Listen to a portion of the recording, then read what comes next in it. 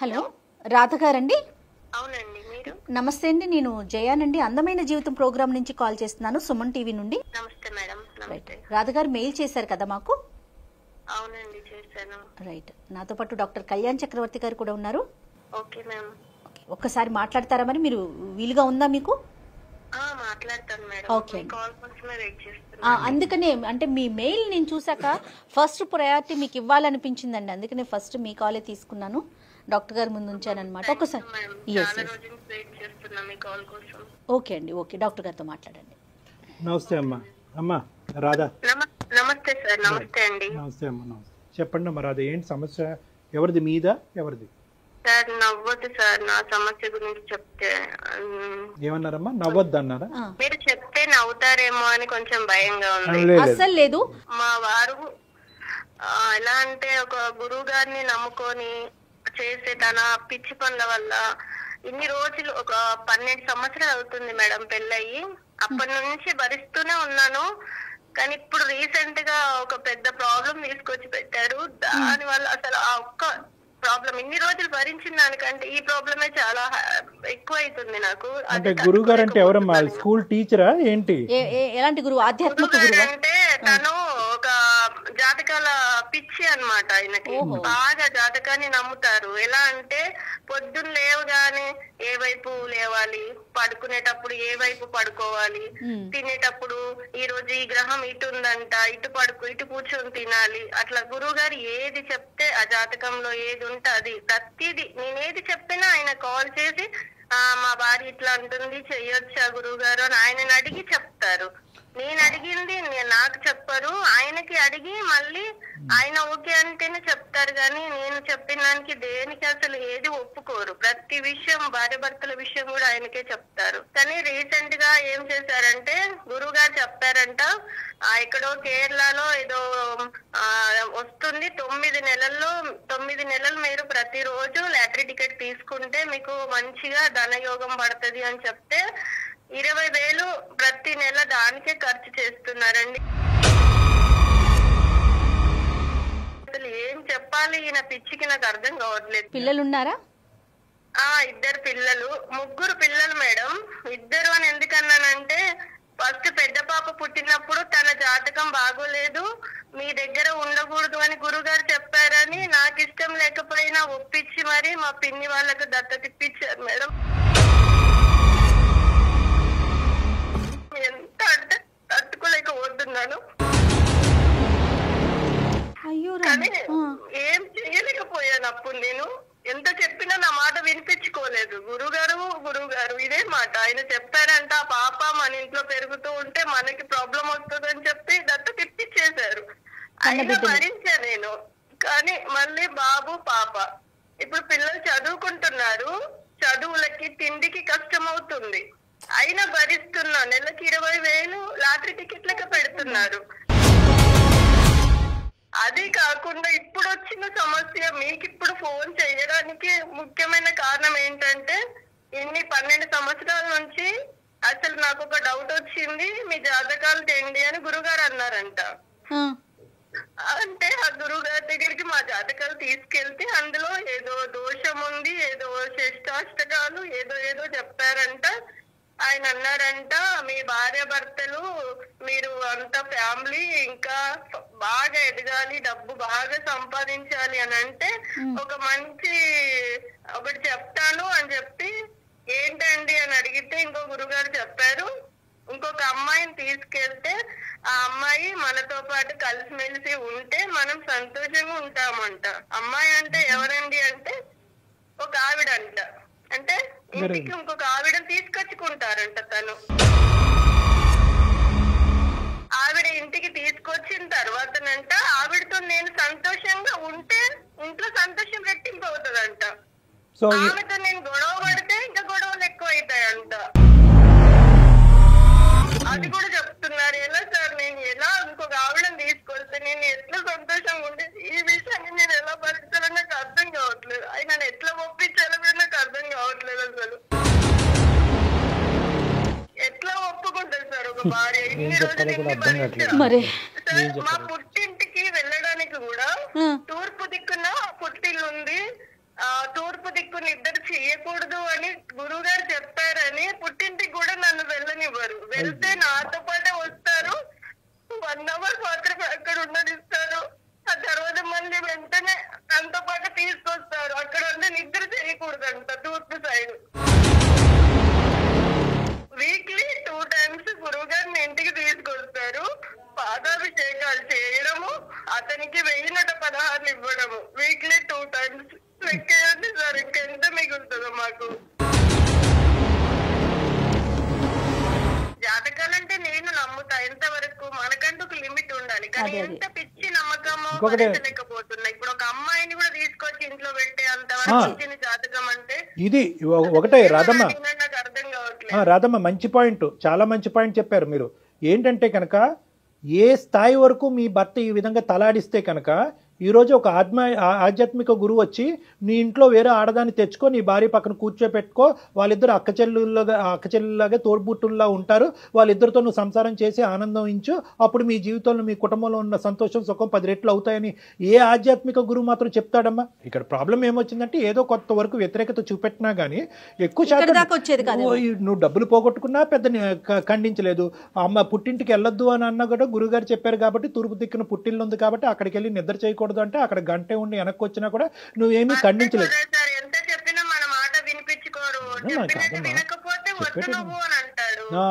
ఆ యాంగిల్ వరకు వచ్చిందా? బెదిరించటం.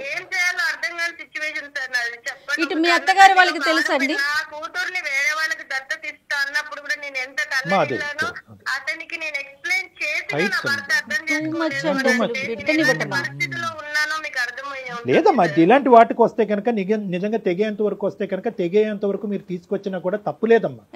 నీకు అన్న పేగుని వేరే వాళ్ళకి నీకు ఇష్టం లేకుండా దత్తత ఇవ్వటం ఏంటమ్మా?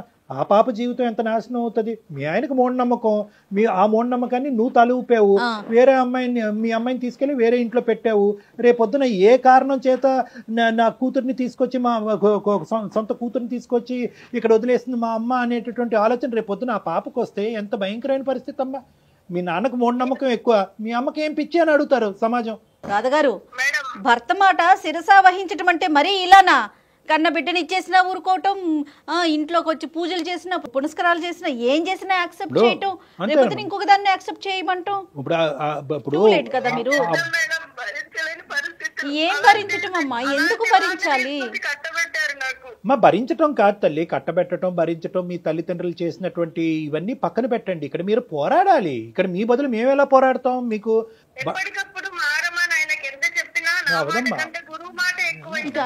అది వ్యసనం అమ్మా. అది మరి నాకు ఇంకొక అనుమానం వస్తా ఉంది రాధగారు. ఇటు మీ పుట్టింట్లో గానీ ఇటు అత్తగారింట్లో గానీ ఇట్లా చేశాడు, ఇదేంటి పరిస్థితి, ఇట్లా అయిపోతుంది రోజు రోజు కానీ డిస్కస్ చేశారా? అంటే వాళ్ళ ఇంట్లో ఆనవాయితీ ఇది, అందరికి సాంప్రదాయం. మరి ఇప్పుడు ఎందుకు మాకు మెయిల్ చేశారండి? మీరు ఏమి ఎక్స్పెక్ట్ చేస్తున్నారు అసలు? మేడం ఇప్పుడు ఇంత భరించాను, ఇప్పుడు కాడదాన్ని తీసుకొచ్చి పెడతా, అది అక్కడ సమస్య వచ్చింది. ఇప్పుడు గురువు మాట వేదం అంటున్నారు, డాక్టర్ గారు ఏదైనా సలహా ఇస్తారు. అలా నాకు ఇప్పుడు నిజంగా నీ భర్త మీద ఆ గురువు గారికి కంటే నీ మీద నాకు ఎక్కువ కోపంగా ఉంది. ఇప్పుడు అమాయకత్వానికి కూడా ఒక హద్దు ఉంటుంది, అతని పిచ్చికి కూడా ఒక హద్దు ఉంటుంది, నీ అమాయకత్వానికి కూడా ఒక హద్దు ఉంటుంది. నీ కూతురిని దత్తచ్చి ఇచ్చినప్పుడు ఎవరికి కాళ్ళ వేళ్ళ పడి అడుక్కోలేదు, డబ్బులు పోతున్నప్పుడు అడుక్కోలేదు, పుట్టింటికి వెళ్ళమన్నప్పుడు చెప్పలేదు. ఇప్పుడు మాత్రం అమ్మ వేరే స్త్రీ వచ్చి నా పక్కన కూర్చోమంటదంటే ఇప్పుడు నీకు గుండెల్లో రైలు పరిగెడుతున్నాయా? చెప్తున్నాను, ఈరోజు ఎప్పటికైనా ఆ పిచ్చి కాస్త ఈ లెవెల్ వరకు వస్తుందని చెప్పి నువ్వు ముందుగానే ఊహించుకుని అతన్ని కట్టడి చేస్తే కనుక, ఇంట్లో పొమ్మంటే కనుక పిల్లలతో పాటు వెళ్ళిపోయి నీ పిల్లలను సాక్కుంటే కనుక ఆ పిచ్చి ముదిరి పాకాన్ని పడకుండా ఆగి ఉండేది. ఇప్పుడు ఆ పిచ్చి ముదిరి పాకాన్ని పడి ఒక విపరీతమైనటువంటి పిచ్చిగా అది మారిపోయింది. దాన్ని ఎవరు ట్రీట్ చేయగలరు ఈరోజు?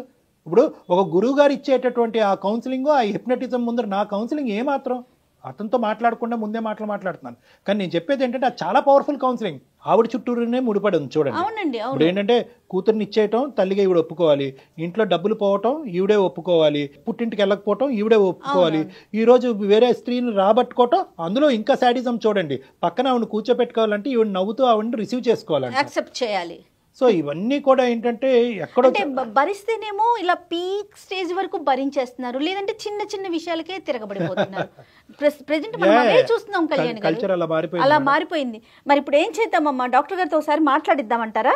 మేడం ఒక్కసారి మాట్లాడిస్తే నువ్వు డాక్టర్ 10 ఏళ్ల గారు నుంచి నాకు ఆయన్ని పెంచి తోడుగా పోషించి ఏమైనా వింటారేమో అని చిన్న ఆశ మేడం. సరే సార్, నీ ఆశ అడియాస అవ్వకూడదు అనేటటువంటి ఆలోచనతోనే మేము మాట్లాడటానికి ఇష్టపడుతున్నాం. కానీ ఇక్కడ ఏంటంటే అతని సైడ్ తప్పు ఉంటే కనుక నీ సైడ్ కూడా ఉంది అనేది ఒకసారి నీలాంటి ఆడవాళ్ళు ఎవరైనా ఉంటే కనుక ఇప్పటికైనా కళ్ళు తెరుచుకుని ముందుకెళ్ళండి అని చెప్పడం ఇది. అంతే అంతే ఈ రోజు ఇది చేయమనేటువంటి నీ భర్త రేపొద్దున నిన్ను ఏదన్నా చేయమంటాడు. ఎగ్జాక్ట్లీ. ఆ విధమైనటువంటి గురువులు కూడా చరిత్రలో ఉన్నారు. నీ భార్యని నా దగ్గరికి తీసుకొచ్చి నాతో పాటు XYZ చేయించు, అప్పుడు నీ జీవితం సుఖంగా ఉంటుంది అని చెప్పినటువంటి గురువులు కూడా ఉన్నారు. ఆ XYZ ఏంటి అన్నది నీకు ఇప్పటికే అర్థమై ఉంటుంది, నా నోటంటే నేను చెప్పను. కాబట్టి ఇక్కడ ఉంటూ ఏదో గొప్ప వ్యక్తిలాగా నువ్వు ఏదో త్యాగమూర్తిలాగా అనుకోవద్దు. నీ పిల్లలు ఏం నేర్చుకుంటున్నారు, మీ జీవితాలు అయిపోయినాయి, మీ పిల్లలు ఏం నేర్చుకుంటున్నారు అన్నది కూడా ఒకసారి ఆలోచించవలసినటువంటి అవసరం ఉంది. 99.9% నీ భర్తను మార్చడానికి ప్రయత్నం చేస్తాం, కాని పక్షంలో నువ్వు మారాలి. ఎస్, నువ్వు ఎలాంటి నిర్ణయం అయినా తీసుకోవటానికి రెడీగా ఉండాలి. సరే సరే, మరి ఒకసారి ఆయనకి కనెక్ట్ చేస్తారా? డాక్టర్ గారు మాట్లాడే ప్రయత్నం చేద్దాము. ఏం పేరమ్మా అతని పేరు? శర్మ అండి. శర్మ గారు. సరే ఇవ్వండి అమ్మా. పక్కన ఉన్నారా, కలపాలా? ఉన్నారు సార్, పూజలు చేస్తున్నారు లోపల. గురువు గారు చెప్పారంటే ఈ టైంకి పూజలు చేయాలని చెప్పి లోపల చేస్తున్నారు. పిలుస్తాను సార్ ఒకసారి. ఇవ్వండి అమ్మా. పూజా భగ్నం అంటాడేమో. ఒక్క నిమిషం సార్. ఒక్కసారి మీరు మన అందమైన జీవితం ప్రోగ్రామ్ ఉంది కదా, ఒకసారి కాల్ చేశాను. డాక్టర్ గారితో మీరు ఒకసారి మాట్లాడండి. ఒకసారి మాట్లాడండి. ఒక్కసారి మాట్లాడండి. హలో శర్మ గారు నమస్తే అండి. నమస్కారం సార్. నమస్తే నమస్తే నమస్తే. నేను ఇక్కడ అందమైన జీవితం నుంచి డాక్టర్ కళ్యాణ్ చక్రవర్తి అండి. చెప్పండి సార్. సార్ నమస్తే నమస్తే. ఏదైనా కార్యక్రమంలో ఉన్నట్టున్నారు, మేమేమన్నా అది ఇబ్బంది పెట్టామా? ఏం లేదు సార్, పూజ చేసుకుంటున్నాం సార్. చిన్నది గురువు గారు చిన్నది తంత్రం చెప్పారా చేసుకుంటున్నాం సార్. కాదు, ఇప్పుడు మధ్యాహ్నం 12:30 అయింది, ఇప్పుడు పూజ అయింది సార్. అవును సార్, కొంచెం తంత్రం ఉంటుంది సార్. 12 తర్వాత ఒక తంత్రం ఉంటుంది సార్. 12 ముందు మంత్రం ఉంటుంది సార్. మంత్రం తంత్రం. సరే, ఇవన్నీ అంటే లైఫ్ బాగుంటుందని చెప్పారు, అందుకే చేసుకుంటున్నాం సార్. బాగుందా సార్ మీ లైఫ్? బాగుంది సార్, ఉన్నాను సార్. 20,000 ఏమొచ్చి లాటరీ టికెట్లు కొని 15,000తో జీవితాన్ని గడిపించేటటువంటి ఒక మధ్యతరగతి కుటుంబం బాగుందా? లైఫ్ బాగుందా సార్? అది సార్ మీరు పొరపాటు పడుతున్నారు సార్. అది లిమిటెడ్ పీరియడ్ సార్. అది ఒక 6 నెలలు గురుగారు చెప్పారు, వచ్చే స్థితిలో మీకు ధనయోగం ఉంది ఈ 6 నెలల్లో. ఈ 6 నెలలు మీరు ట్రై చేయండి. కష్టపడింది ఏది రాదు కదా సార్, కూర్చుంటే ఏమైనా వస్తుంది చెప్పండి. ఒక 2 నిమిషాలు మీకు కొంటేనే కదా సార్ వచ్చేది. ఏమో సార్, ఏమో నాకు ఈ సబ్జెక్ట్ రాదు సార్. కాదు, ఈ మహిమలు ఏంటో చెప్పండి. మీ గురువు గారు మహిమలు ఏంటో మాకు చెప్తే రేపొద్దున మా ఇంటికి కూడా పిలిపించుకుని మేము కూడా పూజలు చేస్తూ 1000 లేదంటే 1,116 సమర్పించుకుంటాం.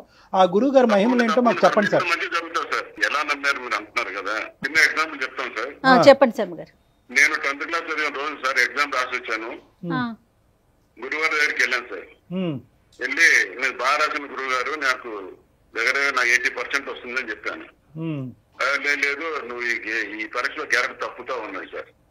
నేను నమ్మలేదు సార్. మొదట నేను చూస్తే నాకు రిజల్ట్స్ వచ్చిన తర్వాత నేను సబ్జెక్ట్ పోయాను ఒకటి, ఫెయిల్ అయిపోయాను. అప్పటి నుంచి కొంచెం స్టార్ట్ అయింది సార్. ఇంకొక ఎగ్జాంపుల్ చెప్తాను సార్. నేను ఏంటంటే మా చిన్నాన్న గారు ఉన్నారు, ఆయన చాలా చౌకగా వస్తున్న స్థలం కొనడానికి వెళ్ళారు. ఆయన గురువు గారు ఏం చెప్పారంటే, నా స్థలం కొంటే మీ చిన్నాన్న గారికి అపశకనం జరుగుతుంది, జాగ్రత్త అన్నారు. కానీ మా చిన్నాన్న గారు వెళ్ళారు సార్. తక్కువ రేటుకి వస్తుందని చెప్పేసి ఎక్కువ రేటు అమ్ముకోవచ్చని చెప్పి రిజిస్ట్రేషన్ అయిపోయింది. కారులో కూర్చున్నాడు. ఇంటికి వచ్చే లోపల యాక్సిడెంట్ అయింది సార్, కాలు ఇరిగిపోయింది సార్. ఇప్పుడు కూడా ఆయన కర్ర పట్టుకుని తిరుగుతుంటారు సార్. మళ్ళీ ఇవన్నీ కళ్ళ ముందు ఇన్ని సాక్ష్యాలు ఉన్నప్పుడు సార్ నమ్మాలి కదా సార్. చెప్పండి సార్. ఇవేనండి బెస్ట్ ఎగ్జాంపుల్స్. ఇంకా ఉంటాయి. అవును సార్, అవును సార్, అవును మేడం. చాలా బాగున్నాయి. అంటే మీ గురువు గారు ఇప్పటి వరకు చెప్పింది ఏదైతే ఉందో అది అదే విధంగా తూచా తప్పకుండా అన్ని జరిగిపోయినాయి. అవును సార్, అవును సార్, అవును సార్. జరగనివంటూ ఏమీ లేదు. జరగనివంటూ అతను చెప్పి జరగనిదంటూ ఏదీ లేదు. ఒకటో రెండు ఉంటాయి సార్. కాదు, మరి అతను దేవుడి తర్వాత దేవుడు అయితే కనుక అవి కూడా జరిగి ఉండాలి కదా. గ్రహ తప్పిదా ఉంటారు సార్, ఏదో పొరపాటుని చెప్పింటారు ఆ టైంకి, మనం కూడా క్షమించారు సార్. అంటే కండిషన్స్ అప్లై అని అంటారా మీ గురువు గారు చెప్పినప్పుడు? అవును sir, conditions apply sir, compulsory. సరే, ఇప్పుడు ఇదేంటి సార్, ఈ దరిద్రం ఏంటి సార్? మీరు లాటరీ టికెట్లు కొనుక్కోండి, ఏదో మీ సావు మీరు సావండి, తప్పుగా అనుకోకండి, నాకు చాలా కోపం వస్తుంది. ఈ రోజు ఇంకో స్త్రీని ఇంట్లోకి తెచ్చుకుని పెట్టుకో, ఆవిడతో పాటు మీ భార్య సుఖంగా ఉండేటట్టు చూసుకో, అప్పుడు నీ గ్రహాలు తిరుగుతాయి, నీ జీవితం బాగుపడుతుంది అంటాడు ఏంటండి? ఏమండి తెప్పించుకుని కొట్టేవాళ్ళు లేక తప్పుగా అనుకోకండి. మీ గురుగారు మీకు దేవుడు అయ్యి ఉండొచ్చు, మాకు రాక్షసుడు దెయ్యం, మీ భార్య పాలిట శాపం, మీ పిల్లల పాటి దరిద్రం. మరి అండి ఏంటండి వేరే స్త్రీని తెచ్చుకోమంటాడా? గ్రహాలు పూజలు బాగాలేదు సార్. ఏం చేయాలంట? చతుర్థంగా ఉన్నాయి సార్, గ్రహాలు చతుర్థంగా ఉన్నాయి సార్. నేను చెప్తాను అతని జాతకం, అతని గ్రహాలు కూడా బాగాలేదు, 3 భార్యలను తెచ్చుకోమనండి. మీరు కొంచెం వినాలి సార్ ప్లీజ్. ఏం మాట్లాడుతున్నారు నాన్ సెన్స్? అట్టు కాదు మా మంచి గురించి కాదు మేడం అమ్మాయిని తీసుకొచ్చేది. ఎవరు మంచి? మా మంచి జరగడానికి కాదు అని చెప్పేది గురువు గారు. మంచి జరగటానికి అమ్మాయిని తీసుకురమ్మన్నారు. ఇప్పుడు గ్రహస్థితులు బాగాలేవు సార్, కొంచెం బాగాలేవు. అమ్మాయిని తీసుకొచ్చిన తర్వాత మొత్తం ఫ్రెండ్షిప్ అయిపోతాయి మొత్తం అన్ని గ్రహాలని కలిసి. ఆ విధంగా గురువు గారు ఆ విధంగా చెప్పారు. ఇప్పుడు చతుర్థంగా ఉన్నాయి, అమ్మాయిని తీసుకొని కాలు పెడుతూనే మొత్తం మిత్రత్వం అయిపోయి మీకు హ్యాపీగా ఉంటారు, చాలా సంతోషంగా ఉంటారు. మీకు రావాల్సిన డబ్బు ధనం జీవనం అన్ని సర్వం వస్తాయి మీకు అని క్లియర్ గా చెప్పారు గురువు గారు. తప్పేం సార్ అది పాటిస్తే? సరే నేను చెప్తున్నాను, ఒకటి ఖచ్చితంగా జరుగుతుంది. నేను స్టాంప్ పేపర్ మీద రాసిస్తాను. ఇంకొక 2 సంవత్సరాలు తిరక్క ముందే మీ గురువు గారు మీ భార్యకి ఇంకో మగాడిని తీసుకురమ్మంటారు, తీసుకొస్తారా? అదేంటండి ఏ రాయండి సార్ తల పగలు కొట్టుకోవటానికి? మీ గ్రహాలు అలా మీ గ్రహాలు తిరగటానికి ఇంట్లో ఒక స్త్రీయే కాదు, నీ భార్యకి ఇంకో మొగుడిని కూడా తీసుకురా, నీతో పాటు మీ ఇద్దరు కలిపి ఆ అమ్మాయిని సంతోష పెట్టండి, సుఖ పెట్టండి అని గురువు గారు చెప్తారు. తీసుకొస్తారా? మీకు అనుకూలమైనవి చెప్తారా మీ గురువు గారు? ఆ సంతోషం అనేటటువంటి భ్రమలో అతను పూజలు చేస్తున్నాడు, ఈవిడ పక్క గదిలో ఏడుస్తుంది. అది జీవితం 10 సంవత్సరాల పాటు జరిగేది ఇది. ఏం మాట్లాడతారు సార్ మీరు? చెప్పండి. మాట తర్వాత ఏడుస్తుంది సార్, తన నైజం సార్ అది. మరి ఆ గ్రహాలు చెప్పండి, ఆవిడ ఏడవకుండా ఆ గ్రహాలు ఏమిటో చెప్పండి. ఇప్పుడు మీ గురువు గారిని వెళ్ళి ఇన్ని అడిగారు కదా, మా ఆవిడ ముందొక ఏడుపు వెనకొక ఏడుపు ఏడుస్తుందండి, ఏం చేయాలా ఆవిడ నవ్వించడానికి ఏం చేయాలని ఒక్కసారి కూడా అడగలేదా మీరు? మీ రాత మీ తలకాయ. కళ్యాణ్ గారు అతనికి ఏదో సైకలాజికల్ ప్రాబ్లం. కాదు వినండి, ఒకటి ఇప్పుడు మీకు కౌన్సిలింగ్ చేసే కెపాసిటీ నాకు లేదు. కాదు, ఇప్పుడు కౌన్సిలింగ్ మాట అనేది పక్కన పెట్టండి. ఇక్కడ ఒక మాట నేను చెప్తున్నాను, ఒకసారి మీరుని ఇప్పుడు ఆవిడ ఒక నిర్ణయానికి వచ్చిందండి రాధ గారు. ఆ నిర్ణయం ఏంటన్నది ఆవిడ ఇప్పుడు చెప్పింది. రాధా అమ్మా, రాధా ఉన్నావా? ఏంటి చెప్పమ్మా. తను ఎంత చెప్పినా వినట్లేదు, మాట భరించడం నా వల్ల కావట్లేదు.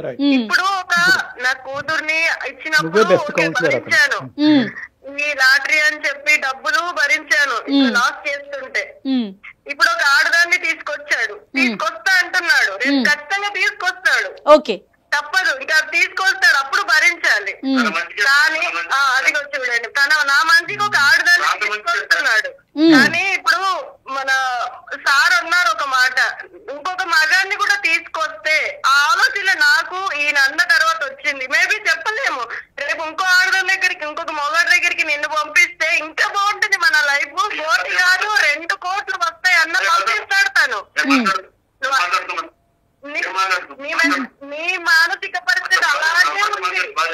అలాగే ఇప్పుడు నా పిల్లలు నాకు ముఖ్యం మేడం. గురువు గారు చెప్పరు అట్లా.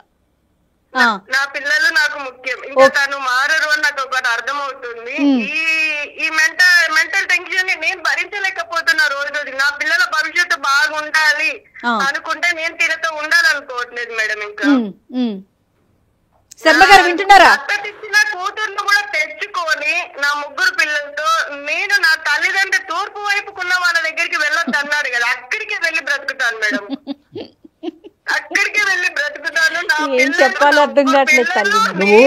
మేమందరం అక్కడ సంతోషంగా ఉంటాం. కాదు, నువ్వు ఎందుకు ఇనీషియల్ గా చెప్తున్నప్పుడే స్టార్టింగ్ చేస్తున్నప్పుడే దయచేసి నవ్వద్దు అని అన్నావు. ఇప్పుడు అర్థం అవుతుందమ్మా మాకు. నిజంగా ఒక పక్క నుంచి బాధతో మేము కుమిలిపోతున్నా కూడా ఇంకొక పక్క నుంచి నవ్వు ఆగట్లేదు మాకు. అంటే నిజం సార్, నా జీవితము చూసి 10 మంది కాదు 1000 మంది తెలుసుకొని ఆడవాళ్ళు ఇప్పటికైనా బుద్ధి తెచ్చుకోవాలి. ఆమె ఇది స్థాయి దాటిపోయింది, మాటకు విలువిచ్చేటటువంటి స్థాయి నుంచి ఇంకో లెవెల్కి వెళ్ళిపోయింది. ఒకే ఒక చిన్న దీపం ఏంటంటే కనుక, శర్మ గారు ఉన్నారా లైన్ లో? శర్మ గారు మీ మాటలో ఓకే, మీ ప్రవర్తనలో విచిత్రమైనటువంటి తత్వం కానీ భయంకరమైనటువంటి తత్వం కానీ ఇంకో విధంగా ఇవన్నీ మాకు కనిపించినా కూడా ఎక్కడో మీ మాటలో ఆ కఠినత్వం లేదు, మీ మీ మీ యొక్క వ్యవహారంలో మరీ అంత భయంకరమైనది లేదు. ఇక్కడ ఏదో మీకు తెలియకుండానే జరుగుతుందేమో, ఇది ఏమన్నా ఒక సైకలాజికల్ డిసార్డర్ ఏమో అనేటటువంటిది నాకు బలంగా అనిపిస్తుంది. అంటే మనకు కడుపు నొప్పి వస్తే గ్యాస్ట్రోఎంట్రాలజిస్ట్ దగ్గరికి వెళ్తాము, గుండె నొప్పి వస్తే కార్డియాలజిస్ట్ దగ్గరికి వెళ్తాం. కొన్ని సందర్భాల్లో మనం తీసుకునేటటువంటి నిర్ణయాల వల్ల మన జీవితంలో సంతోషం సుఖం ఉందో లేదో తెలియదు, కానీ మనం అందరూ మన చుట్టుపక్కల ఉండేటటువంటి వాళ్ళందరూ ఏడుస్తున్నారు అంటే కనుక మన నిర్ణయంలో ఏదో లోపం ఉంది, మన ఆలోచనలో లోపం ఉంది, మన పరిస్థితిలో ఏదో లోపం ఉంది, ఇది ఒక డాక్టర్ దగ్గరికి వెళ్ళి క్లారిఫై చేసుకోవాలని అనుకుంటారు. ఆ వ్యక్తే సైకియాట్రిస్ట్. సో ఈ రోజు నేను ఆ స్థానంలో నిలబడ్డా, నేను ఆ స్థానంలో ఉన్నా. మీ భవిష్యత్తు దృష్ట్యా మీ భార్య భవిష్యత్తు, ఈ కుటుంబం పిల్లల భవిష్యత్తు దృష్ట్యా ఒక్కసారి నేను చెప్పినటువంటి మాటలు ఆలోచించండి. బహుశా మీరు డైరెక్ట్ గా వచ్చి నా ఎదురుగుంటా కూర్చుంటే వాస్తవానికి ఇక్కడ ఏంటి ఆ ప్రాబ్లం అనేది నేను ఇంకా వివరంగా చెప్పగలను మీకు. నెంబర్ 1. నెంబర్ 2 ఏంటంటే నా మాట వినండి. ఈ నమ్మకం అనేటటువంటిది నమ్మకం కాస్త మూఢనమ్మకం అయ్యి, మూఢనమ్మకం కాస్త పిచ్చి నమ్మకం అయ్యి, పిచ్చి నమ్మకం కాస్త ఈ రోజు జీవితాల్ని ప్రాణాలని తీసేటటువంటి పొజిషన్కి వచ్చింది అంటే కనుక దీన్ని వాడేటటువంటి పదం దురదృష్టం కొద్ది పిచ్చి అని అంటారు. దీన్ని మెంటల్ హెల్త్ ప్రాబ్లం అంటారు. కాదు వినండి, ఒక్క నిమిషం. సరే, పిచ్చి అనేటటువంటి పదం ఇష్టానుసారం వాడుతున్నారు కాబట్టి అందరికీ కోపం రావచ్చు. ఇది ఒక ఇమోషనల్ డిసార్డర్. నా మాట వినండి, ఒక్క 2 నిమిషాలు నా మాట వినండి. నా మాట తప్పైతే కనుక నేను మీరు ఏది చెప్తే ఆ విధంగానే నేను చేస్తా. నా మాట విని మీరు నా దగ్గరకు వస్తే కనుక నేను చెప్పేటటువంటి వివరణ విని ఏ విధంగా మీరు ఇలా మలుపు తిప్పబడ్డారు, ఏ విధంగా మీ ఆలోచన శైలి మారిపోయింది, దానికి నేను చెప్పేటటువంటి ఆలోచన శైలికి మార్చేటటువంటి ఒక మెడిసిన్ అనేది ఉంది. ఆ మెడిసిన్ వాడదాం. ఒక నెల 15 రోజులు వాడండి. నా మాట వినండి. తప్ప ఒప్ప అనేటటువంటిది పక్కన పెడదాం. మీరు దేవుణ్ణి నమ్ముకున్నారు, నేను దేవుణ్ణి నమ్ముకున్నాను. ఆ దేవుడే నిర్ణయిస్తాడు ఒక 45 రోజుల తర్వాత ఏం జరుగుతుంది అనేది. నేను పెట్టేటటువంటి ట్రీట్మెంట్ మీరు వాడండి. మీ ఆలోచన అప్పటికీ కూడా ఇలా ఉంటే కనుక నీ భార్య ఏం నిర్ణయం తీసుకుంటే ఆ నిర్ణయం తీసుకుంటుంది. మీ తలరాత ఎలా ఉంటే కనుక ఆ గురువుగారు నిర్ణయిస్తారు. కాబట్టి ఆ దారిలో మీరు పోండి. నాకు ఒక 6 వారాలు టైం ఇవ్వండి. ఒక 6 వారాలు మీరు నేను చెప్పినట్టుగా వినండి. ఒక 6 వారాల పాటు నేను చెప్పేటటువంటి ట్రీట్మెంట్ మీరు తీసుకోండి. అతను ఓకే అని అధికారంగా చెప్పాడు. అర్థం కాలేదు. అమ్మ రాధా ఏమంటున్నారమ్మా? అంటే అతను ఫేస్ కనిపించట్లేదు కదా, ఎటకారంగా చెప్పాడా లేదంటే యాక్సెప్ట్ చేశారా? గురువు గారు తప్ప ఆయన కళ్ళకి ఎవ్వరు కనిపించరు సార్. గురువు గారి మాటలు తప్ప ఎవరి మాటలు వినిపించారు. శర్మ గారు ఎటకారమా వస్తారా? చెప్పారు కదా సార్, వస్తాను, మీ దగ్గర వస్తాను సార్, తప్పకుండా వస్తాను సార్. నేను సరే ఓకే రాధమ్మ, ఒక్క నిమిషం. ఈ ఒక్క ఆఖరి ప్రయత్నం చేద్దాం. నా నమ్మకం నాది. ఇలాంటి మూఢనమ్మకాలు ఇటువంటి పిచ్చితనాన్ని తీయడానికి ట్రీట్మెంట్ ఉంది, మందుల పరంగా ట్రీట్మెంట్ ఖచ్చితంగా ఉంది. ఆ ప్రయత్నం ఒకసారి మనం చేద్దాము. అతను వస్తా అంటున్నాడు కాబట్టి. కాకపోతే ఇంత పీక్ స్టేజ్ కి వెళ్ళిన వాళ్ళు, అమ్మ రాధా మీరు పక్కనే ఉన్నారు కదా, విడిగా ఉన్నారా? మేడం ఉన్నాను పక్కనే. అతను లేరు కదా? సరేనండి. సరే కాదు డాక్టర్ గారు, ఇంత పీక్ స్టేజ్ కి వెళ్ళిన మనిషిని మనం ట్రీట్మెంట్ ద్వారా బయటకు తీసుకురావచ్చండి? చేయొచ్చు మేడం, ఖచ్చితంగా చేయొచ్చు. ఖచ్చితంగా ట్రీట్మెంట్ ఇవ్వచ్చు. ఇలాంటి వాటికి కూడా ట్రీట్మెంట్ ఇవ్వచ్చు. Counselling plus medication. అంటే ఈ ఆలోచన ఇంత బలంగా నాటుకుపోవటానికి కూడా డోపమిన్ అనేటటువంటి ఒక కెమికల్ కారణం అనమాట. బిలీఫ్స్ అంటారు, డెల్యూజన్స్ అంటారు. ఆ కెమికల్ కారణం. ఆ కెమికల్ ని ట్రీట్మెంట్ చేసేటటువంటి పద్ధతులు ఉన్నాయి, మెడిసిన్స్ ఉన్నాయి, అవకాశాలు ఉన్నాయి. చాలా హ్యాపీగా అనిపిస్తోందండి. అతను ట్రీట్మెంట్ కి వస్తాడో రాడో నాకు తెలియదు, కానీ ట్రీట్మెంట్ ఉంది అని మీరు చెప్పడమే సంతోషం అనిపిస్తా ఉంది. ఎందుకంటే అంత పీక్ స్టేజ్ లోనా హై లెవెల్ కి వెళ్ళిపోయాడు కదా అతను. రాధమ్మ, అప్పుడు డాక్టర్ గారు చెప్పినట్లుగా ఒక్కసారి ఆలోచించండి. మీరు ఫైనల్ డెసిషన్ కి రాకండి. ఎట్లయినా సరే అతన్ని డాక్టర్ గారి దగ్గరికి తీసుకొచ్చే ప్రయత్నం మాత్రం చేయండి మీరు. మేడం నా ప్రయత్నం నేను చేస్తాను మేడం, తీసుకురావడానికి నేను ప్రయత్నిస్తాను మేడం. నేను ఫోన్ చేస్తాను. ఒకసారి ఆయన నెంబర్ పర్సనల్ గా పెట్టండి నాకు, డాక్టర్ గారు పర్సనల్ గా మాట్లాడతారు. మీరు ధైర్యంగా ఉండండి. మీరు నా కోసం మాట్లాడినందుకు చాలా సంతోషంగా ఉంది మేడం. నమస్తే అమ్మా. Thank you. Thank you sir. Thank you madam. Thank you అండి. Thank you. చాలా సంతోషంగా ఉంది కళ్యాణ్ గారు. అతను వస్తాడో రాడో నాకు తెలియదు, కానీ ఇది ట్రీటబుల్ సబ్జెక్ట్ అనే విషయం తెలిస్తేనే. కానీ ఏంటి ఇంత పీక్ స్టేజ్ లో ఉంటారా కళ్యాణ్ గారు? అంటే ఇంకా అలవాటు అయిపోద్దమ్మా. ఎలాగైతే తాగుడు ఒక వ్యసనమో, స్మోకింగ్ ఒక వ్యసనం కింద మారిపోతాయో, ఒక ఆలోచన కూడా ఒక వ్యసనం కింద మారిపోతుంది. గురూజీ గారు ఏది చెప్తే అది మనం చేస్తే మన జీవితం సంతోషం పడుతున్నాడు అనేటటువంటి భ్రమలో కూడా అతను ఉన్నాడు. చూడండి, ఇక్కడ విచిత్రం ఏంటంటే ఆవిడ అలా పగలనక రాత్రనక ఏడుస్తుంటే లేదంటే ఆవిడ సంతోషంగా ఉంది అంటే అతని కళ్ళు కూడా మూసుకుపోయినాయి ఈ రోజు. ఖచ్చితంగా అతను ట్రీట్మెంట్కి వస్తాడని భావిద్దామండి. రైట్, థ్యాంక్ యూ డాక్టర్ గారు, నమస్తే.